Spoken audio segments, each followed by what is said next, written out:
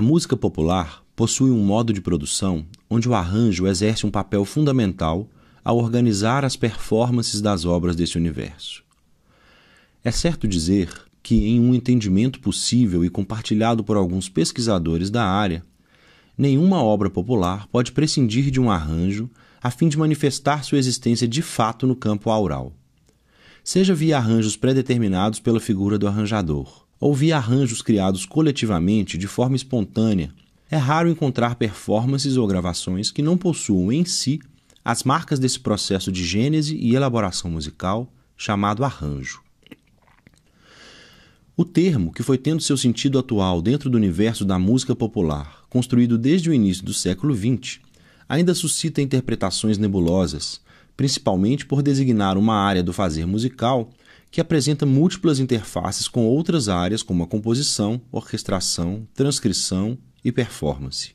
Nesse trabalho, restrinjo a conotação de arranjo a quaisquer reelaborações de material musical previamente tomado como referência, chamados de originais, operadas pela ação da reformulação e reorganização de seus elementos, bem como da adição de outros, estranhos a esse original. O fato de, no universo da música popular, o arranjo ser uma atividade meio, que geralmente é situado entre as etapas de composição e performance, faz com que ele possua interfaces, contamine e seja contaminado pelos procedimentos destas duas pontas da cadeia produtiva. Ao reformular, elaborar e adicionar elementos a uma composição popular, com fins de prescrever uma performance da mesma, o arranjo se consolida como uma ponte entre as potencialidades das composições e as possibilidades da performance em direção à produção de sentido. Outro posicionamento multifacetado que o arranjo costuma apresentar no campo da música popular é o de se apresentar como uma atividade que mescla os suportes da escrita e da oralidade de maneira notadamente orgânica. A própria música popular urbana e comercial moderna expressa o paradigma da oralidade pós-escrita, onde não é mais válida a constatação da oposição entre oral e escrito como sendo condições mutuamente excludentes na transmissão do discurso. A complementaridade que sempre foi inerente entre esses dois suportes do discurso é manifestada pelo arranjo na música popular como sendo sua constituinte. A formação dos músicos populares que se dedicam ao arranjo é geralmente essencialmente híbrida e tendente à versatilidade, se tornando sólidas no curso do processo necessário de conciliação e estabelecimento de pontes de sentido entre essas diversas escolas, na atuação e aprendizado vividos entre a jam session e a aula de contraponto baquiano.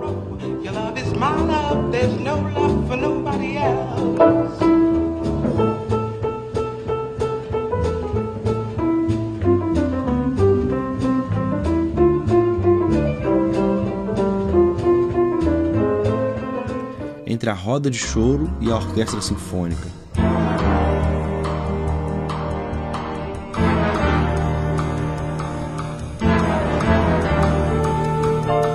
Entre o terreiro de candomblé e a Big Band.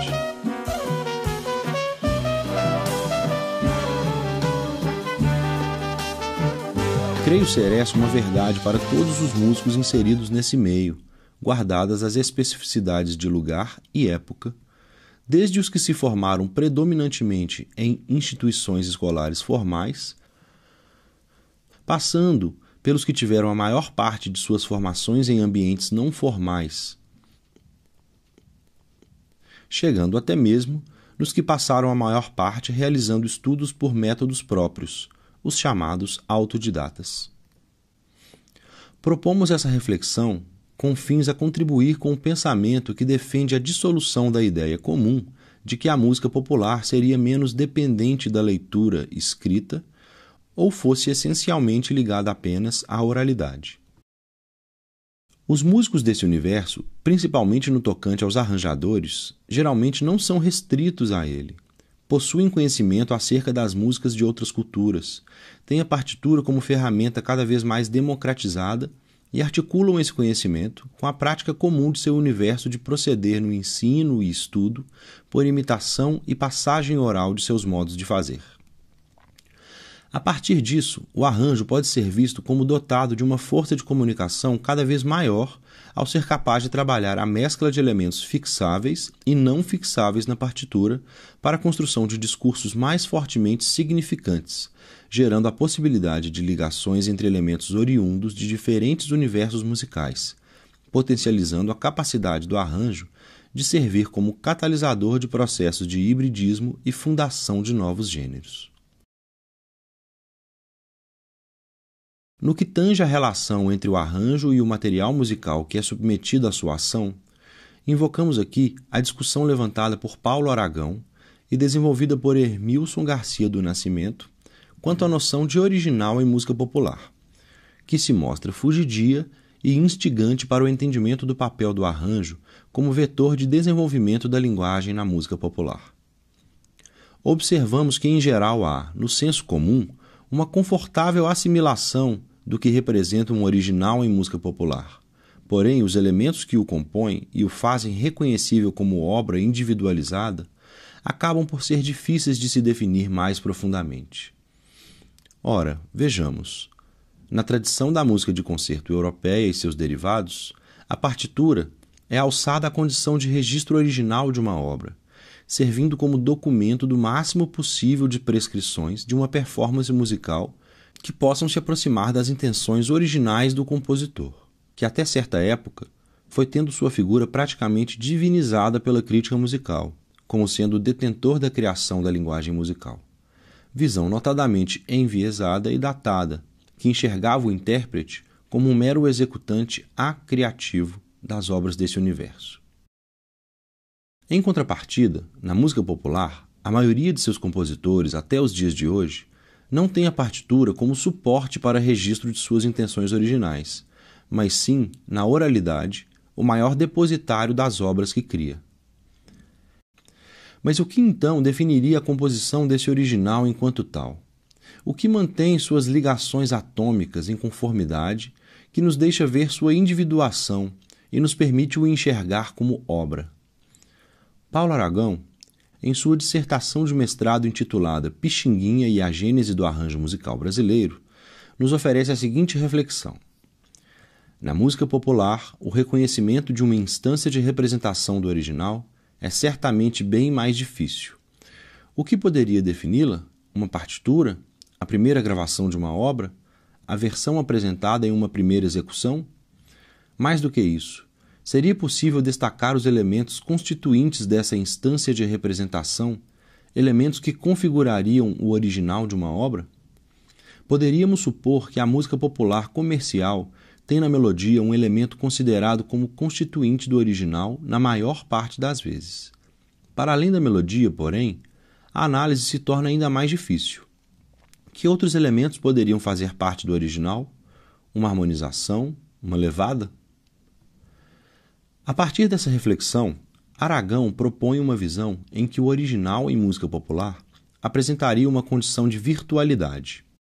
Sendo essa uma posição que adotamos também nesse trabalho, pretendemos aqui adicionar às evidências dessa condição o fato de que o virtual se define como algo que manifesta claramente sua existência, mas sem uma corporificação facilmente delineável, o que nos parece adequado a classificar os modos de contato que se estabelecem com os originais das obras populares.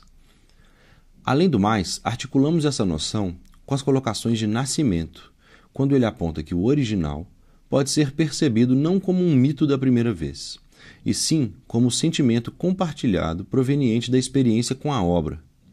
Assim, o original das obras populares pode ser visto como algo que estabelece um consenso acerca de sua existência e manifestação, mas não em relação às suas menores porções constituintes. As relações de sentido internas desse original, entre melodia, harmonia e letra no caso das canções, mesmo que mutáveis em sua condição de obras do universo popular, são quem realmente expressam sua individuação e, paradoxalmente, sua volatilidade e adaptabilidade frente à sua permanência no tempo e à passagem de seu legado. Nascimento aponta que, a partir da comunicação original, forja-se um gesto inaugural, capaz de estimular uma rede de interpretação tão complexa quanto significativos forem um número de atualizações, novas interpretações gravadas e publicadas, e a qualidade do diálogo intertextual por ela estabelecido. Ao estar localizado como um dos elos de uma cadeia produtiva que se insere em um universo que tem nessa condição de rede intertextual um de seus maiores dados, o arranjo na música popular se revela como agente de fusão cultural e de estabelecimento de pontes entre diversos modos de fazer, sendo mesmo um importante vetor de desenvolvimento da linguagem musical.